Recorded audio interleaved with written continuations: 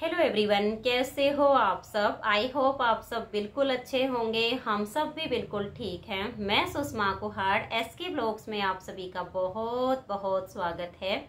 तो फ्रेंड्स, सबसे पहले आप सभी को मेरी राम राम। और आज मैंने आप सबके साथ अपना कोई काम शेयर नहीं किया है, क्योंकि आज मैंने सोचा कि आज मैं कोई ब्लॉग वीडियो नहीं बनाऊंगी। आज मैं आप सबको एक सुंदर सी कथा सुनाऊंगी। बहुत दिन हो गए हैं कोई कथा नहीं सुनाई है। तो कथा है एक बूढ़ी अम्मा और उसके 5 बेटों की। अगर आप सबको वीडियो जरा सी भी पसंद आ जाए तो वीडियो को लाइक शेयर जरूर कर देना। तो फ्रेंड्स, एक बूढ़ी अम्मा थी, उसके 5 बेटे थे। बूढ़ी अम्मा शिव भगवान की बहुत बड़ी भक्ति, बहुत ज्यादा भक्ति करती थी। जब बूढ़ी अम्मा की उम्र लगभग 25-26 साल की थी तब वो विधवा हो गई थी। और बूढ़ी अम्मा के जो पति थे वो मछली बेचने का काम करते थे, यानी मछुआरे थे।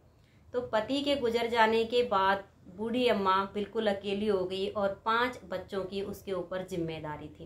तो एक विधवा औरत को 5 बच्चों का लालन पालन करना बहुत मुश्किल हो जाता है। लेकिन बूढ़ी अम्मा बहुत हिम्मत वाली थी, भगवान की भक्ति करती थी। और फिर उसने सोचा कि और कोई काम तो मैं नहीं कर सकती हूँ, मेरे पति मछली बेचने का काम करते थे तो मैं वही काम करूँगी। तो बूढ़ी अम्मा भी मछली बेचती थी और अपने बच्चों की परवरिश करती थी। तो बूढ़ी अम्मा ने बहुत ही अच्छे संस्कार देकर अपने बच्चों को बड़ा किया। तो बूढ़ी अम्मा ने अपने 5 बेटों के जो नाम थे वो रामलाल, श्यामलाल, भजनलाल, सोहनलाल और उसने मदनलाल, इस तरह से अपने 5 बेटों के नाम रखे हुए थे। बहुत ही संस्कारी उसके बेटे थे। और बूढ़ी अम्मा भगवान की बहुत भक्ति करती थी। और जब बच्चे थोड़े से बड़े होने लग गए तो बूढ़ी अम्मा का और ज्यादा ध्यान शिव भक्ति में जाने लगा, क्योंकि बच्चे काम करने लायक हो गए थे। अब बूढ़ी अम्मा की भक्ति से खुश होकर शिव भगवान ने उसके 5 बेटों को एक बहुत ही बढ़िया वरदान दिया। ऐसा अनोखा वरदान दिया कि बुढ़िया अम्मा के जो 5 बेटे थे वो अनमोल रतन बन गए। अब अनमोल रतन कैसे बने, देखिए। बूढ़ी अम्मा के बड़े बेटे को भगवान शिव ने वरदान दिया कि एक जो है बड़ा सा जो तालाब होता है उसके सारे पानी को 5 मिनट के लिए वो अपने गले में गटक सकता है, उसको रोक सकता है। तो ये वरदान बड़े बेटे को दिया।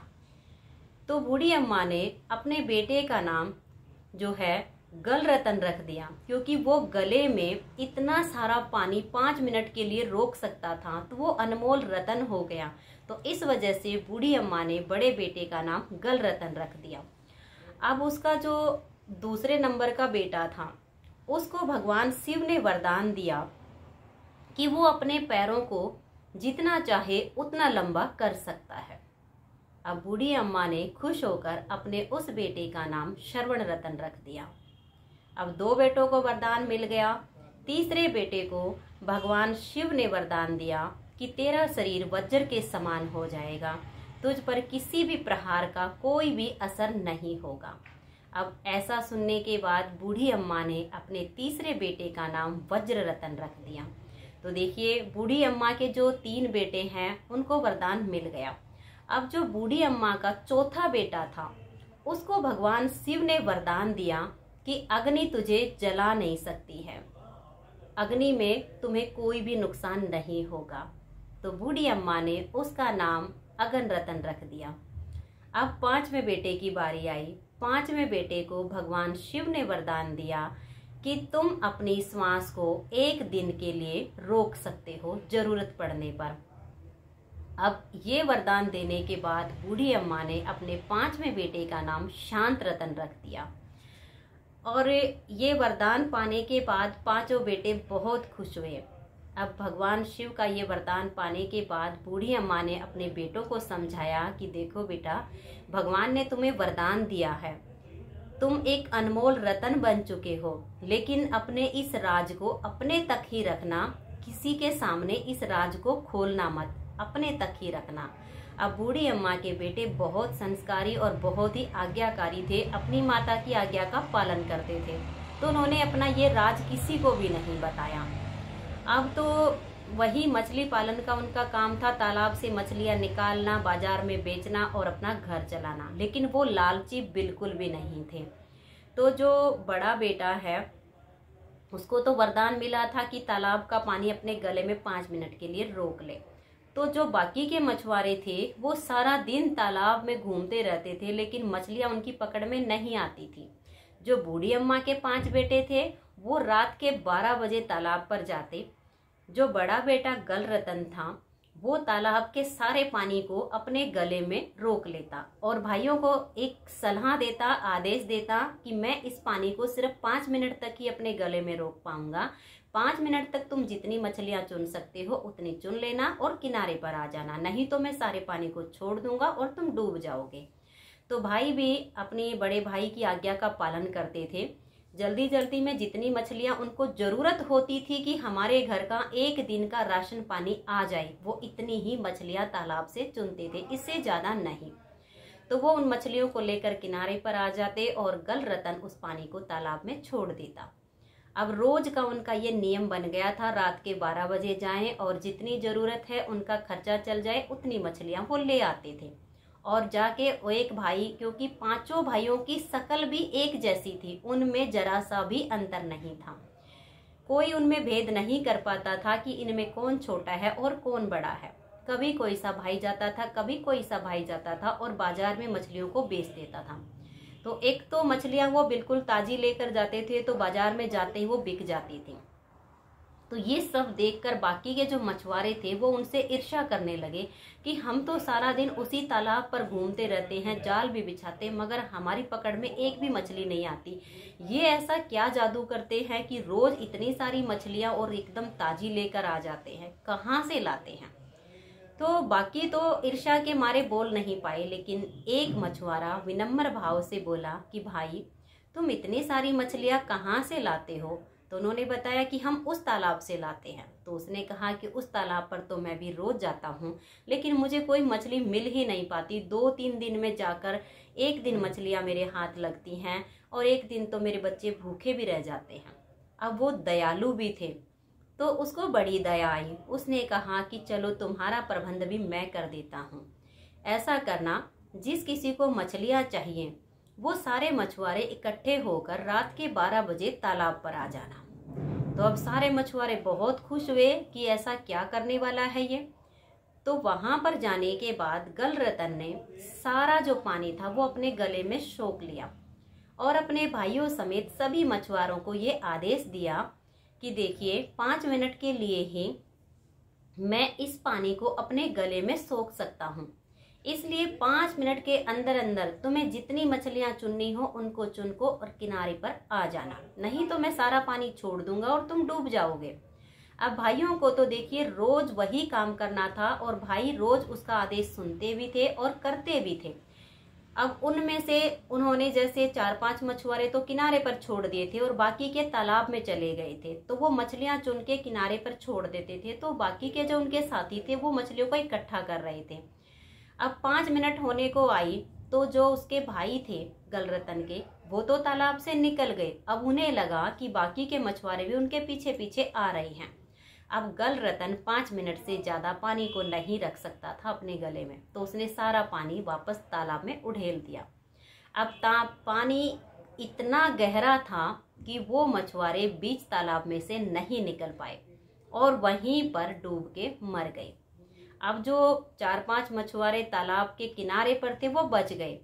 अब अगले दिन वो उन्होंने ले जाकर बाजार में अपनी मछलियां बेच दी और साथ के साथ जाकर राजा को शिकायत करी कि बूढ़ी अम्मा का जो बड़ा बेटा गल रतन है उसकी वजह से 10 से 12 जो मछुआरे हैं वो तालाब में डूब के मर गए। अब राजा ने जब सारी बात सुनी तो उसने गल रतन को अपने पास बुलाया और कहा कि तुम्हारी वजह से 10 से 12 हत्याएं हुई हैं जो पानी में डूबकर हुई हैं, उसका दोष तुम पर जाता है, इसलिए तुम्हें सजा भी मिलेगी। तो बाकी के मछुआरों का जो परिवार था जो डूब के मर गए, उनका परिवार था, उनसे पूछा राजा ने कि बताओ इसको क्या सजा मिलनी चाहिए। तो जो मछुआरे मर चुके थे उनके परिवार वाले थे, उन्होंने कहा कि हमारे जो सदस्य हैं वो पानी में डूब के मरे हैं, तड़प के मरे हैं, तो हम ये चाहते हैं कि ये गलरतन भी पानी में डूब के मरे, ताकि इसको भी अपनी गलती का एहसास हो। तो राजा ने कहा ठीक है, इसको कल पानी में डुबो के मार दिया जाएगा।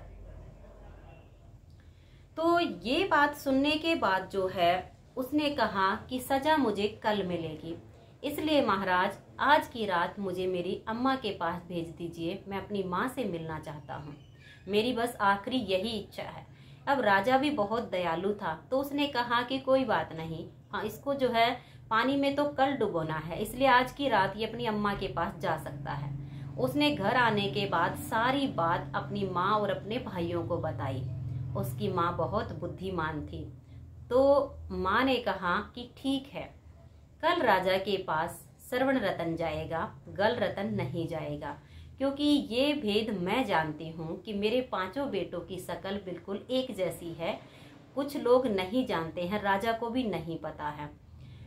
तो उसकी जगह बूढ़ी अम्मा ने श्रवण रतन को भेज दिया और उसी तालाब पर ले गए जहां पर बाकी के मछुआरे मर गए थे। अब राजा ने उसको बीच तालाब में अपने सैनिकों द्वारा छोड़ दिया गया। अब जैसे ही उसको तालाब के बीच में फेंक दिया था उन्होंने, क्योंकि आधे पानी जहां तक वो नहीं डूब सकते थे उसके सैनिक, वहां तक तो वो गए, जहां पर पानी यहां तक आने लगा उन्होंने पानी में उसको धक्का दे दिया। अब श्रवण रतन को ये वरदान था कि वो अपने पैरों को जितना चाहे उतना लंबा कर सकता था। अब श्रवण रतन ने तालाब में चलना शुरू किया और अपने पैरों को लंबा करते गए। उन्होंने एक किनारे से दूसरे किनारे तक तालाब को पार कर दिया और जैसे ही वो किनारे तक गए पैर उसके वापस छोटे होते चले गए। अब राजा भी हैरान और प्रजा भी हैरान कि ऐसा कैसे हो सकता है। अब प्रजा ने कहा कि महाराज ये ऐसे नहीं मरेगा, इसका जो है सर धड़ से अलग कर दिया जाए। तो राजा ने कहा ठीक है, इसने बहुत सारी हत्याएं की हैं, इसलिए सजा तो इसको मिलेगी। तो उसको कहा कि सजा अब इसको कल मिलेगी, क्योंकि आज की जो सजा है वो ये नहीं इसको मिली, क्योंकि ये मर नहीं पाया, तो आज का दिन नहीं है जो हम इसको सजा देंगे, इसलिए कल देंगे। तो फिर उसने गुहार लगाई, प्रार्थना की कि महाराज सजा तो कल मिलनी है, तो मैं अपने भाई और अपनी माँ इनके पास जाना चाहता हूँ। तो राजा ने कहा कि चलो ठीक है, कोई बात नहीं, तुम अपनी अम्मा के पास जाओ, लेकिन कल तय समय पर आ जाना। तो कहा ठीक है। घर जाने के बाद बूढ़ी अम्मा को उसने सारी बात बताई कि आज राजा ने क्या सजा सुनाई है। तो बूढ़ी अम्मा ने कहा कि चलो कोई बात नहीं, ठीक है, खाना खाओ और सो जाओ। अगले दिन बूढ़ी अम्मा ने अपने तीसरे बेटे वज्र रतन को राजा के पास भेज दिया। अब वहां पर जाने के बाद राजा ने अपने सैनिकों को आदेश दिया कि इसका सर धड़ से अलग कर दिया जाए। अब राजा के सैनिकों ने जैसे ही तलवार से उसका सर धड़ से अलग करना चाहा, तलवार के 2 टुकड़े हो गए, लेकिन उसको जरा सी भी खरोंच नहीं आई। अब राजा बहुत परेशान हो गया कि ये क्या हो रहा है कि मैंने इसको 3 सजाएं सुना दी हैं, लेकिन इसकी तो मृत्यु ही नहीं होती है। उसको कहा कि इसको अब कोई और सजा देनी पड़ेगी। तो उसने कहा कि महाराज सजा आज मिलेगी या कल? तो उन्होंने कहा आज सजा हम नियमों के अनुसार नहीं दे सकते हैं, कल देंगे। तो भगवान आप तो दयालु हैं, आप तो बड़े राजा हैं, इसलिए मुझ पर दया कीजिए, कल तो मुझे मर ही जाना है। आज की रात मैं अपनी अम्मा के पास उसके गोद में सर रख के खूब रोना चाहता हूँ। अब तक मैं रोया भी नहीं हूँ, क्योंकि कल मेरा अंतिम दिन है। तो राजा को दया आई कि कल तो ये मर ही जाएगा, कल मैं इसको ऐसी सजा दूंगा कि ये फिर कभी भी जीवित नहीं हो पाएगा। तो उसने उसकी अम्मा के पास भेज दिया। अब राजा ने ये नहीं बताया कि कल इसको सजा क्या मिलेगी। अब वो घर आया, अम्मा के पास सारी बात बताई। अम्मा ने पूछा कि कल क्या सजा सुनाई राजा ने? तो कहा अम्मा आज राजा ने ये नहीं बताया कि सजा क्या देने वाले हैं। फिर भी बूढ़ी अम्मा बहुत बुद्धिमान थी, बहुत शांत स्वभाव थी। उसने शिव भगवान को कोटि कोटि धन्यवाद दिया और कहा कि हे शिव प्रभु, तुमने हर बार मेरे बेटों की रक्षा की है, मुझ पर बहुत बड़ी कृपा की है। कल मेरे बेटों की रक्षा करना, कल राजा क्या सजा देंगे, राजा के मन में ऐसा भाव देना जिसे मेरे बेटे पार कर सके, ऐसी ही सजा राजा दे। और प्रार्थना करके बूढ़ी अम्मा सो गई। अगले दिन प्रातः काल में राजा के सैनिक बूढ़ी अम्मा के द्वार पर आए और कहा कि गलरतन बाहर आओ। अब गलरतन बाहर नहीं आया, पहले बूढ़ी अम्मा आई और कहा कि कहो क्या बात है। तो उन्होंने कहा आपके बेटे गलरतन को लेने आए हैं और आज राजा को उसको सजा देनी है राजा ने। तो बूढ़ी अम्मा ने कहा कि मेरे बेटे को आज तो मर ही जाना है, लेकिन फिर भी मैं एक माँ हूँ, मेरा अधिकार बनता है ये जानने का कि मेरे बेटे को राजा ने सजा क्या सुनाई है। तो सैनिकों ने सोचा इसके बेटे को तो मर ही जाना है, बताने में क्या जाता है। तो सैनिकों ने कहा कि बूढ़ी अम्मा तेरे बेटे को आज धरती में गड्ढा खोद के और उसमें दफन कर दिया जाएगा, तेरा बेटा गलरतन फिर कभी भी जीवित नहीं हो पाएगा। तो उसने कहा ठीक है, मैं अपने बेटे को भेजती हूँ।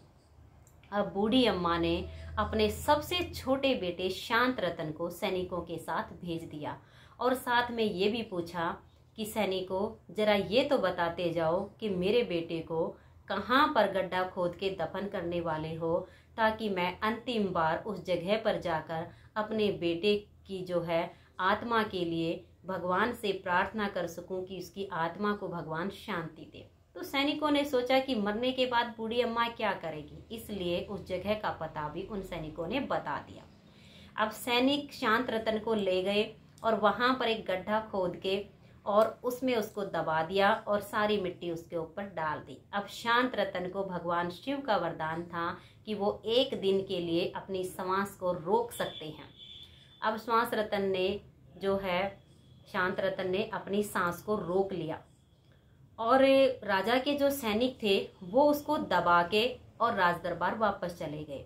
अंधेरा होने के बाद बूढ़ी अम्मा अपने बाकी के चारों बेटों के साथ उसी जगह पर पहुंची, वहां से मिट्टी हटाई, अपने बेटे शांत रतन को वहां से निकाला जो कि उसे जीवित मिला।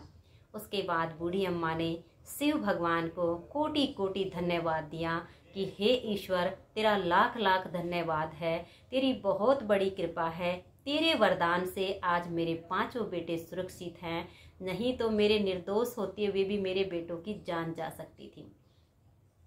अब देखिए बूढ़ी अम्मा के पांचों बेटे जीवित हो गए थे, लेकिन बूढ़ी अम्मा ने अपने बेटों को घर लाकर खाना खिलाया, फिर अपना निर्णय सुनाया कि देखो बेटा अब हम इस राज्य में नहीं रहेंगे, क्योंकि अगर हम इस राज्य में रहेंगे तो तुम पांचों का भेद भी खुलेगा, राजा इस बात को जान जाएगा तो तुम पांचों को वो मौत के घाट उतार सकता है।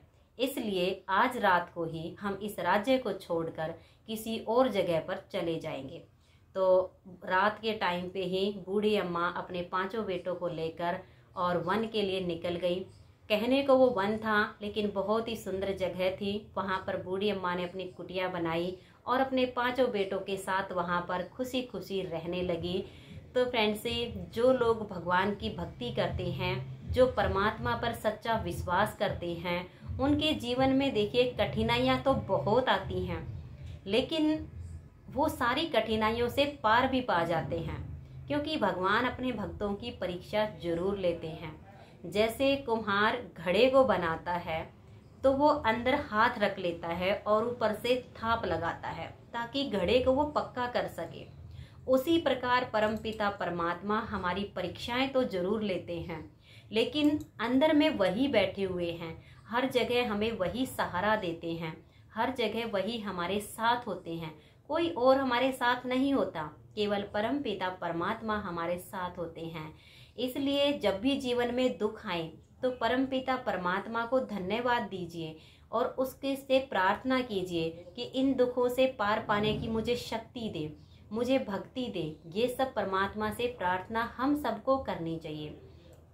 तो फ्रेंड्स, कथा आप सबको कैसी लगी आप सब मुझे कमेंट्स बॉक्स में जरूर बताइए। तो बोलिए हर हर महादेव, घर घर महादेव।